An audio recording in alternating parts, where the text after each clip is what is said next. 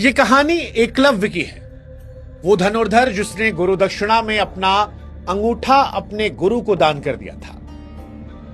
लेकिन एकलव्य की कहानी सिर्फ अंगूठे के बलिदान तक सीमित नहीं है। यह कहानी उस सवाल की भी है जो आज भी लोगों को परेशान करती है कि अगर एकलव्य में योग्यता थी, मेहनत थी, समर्पण था, तो फिर उसे समान अवसर क्यों नहीं दिया गया। यह कहानी उस शिष्य की है जिसके पिता राजा थे, फिर भी द्रोणाचार्य जैसे महान गुरु ने उसे शिक्षा देने से मना कर दिया। यह कहानी उस गुरु की भी है जिसे एक दिन एहसास होता है कि जिस शिष्य को उसने कभी मना किया था शिक्षा देने से, आज वो उसकी प्रतिज्ञा के लिए सबसे बड़ा खतरा बना है।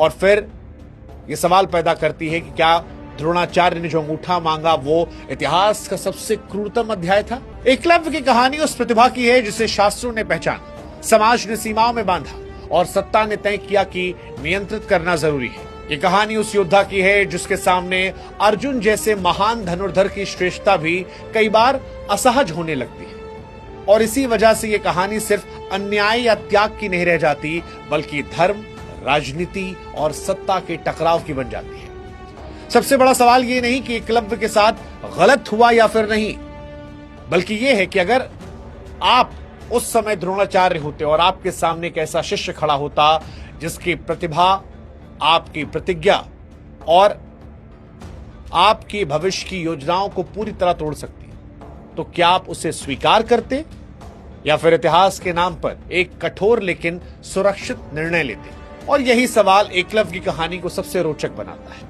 यह सवाल पैदा करता है कि यह उस समय की कहानी है जब ज्ञान ताकत था, लेकिन ताकत कुछ गिने चुने हाथों में रहे, यह भी माना रहा था। और इसीलिए एकलव्य आज भी चर्चा के विषय में है। हालांकि महाभारत काल में एकलव्य के बारे में बड़ी विस्तार से कहानियां आई है और एकलव्य के बारे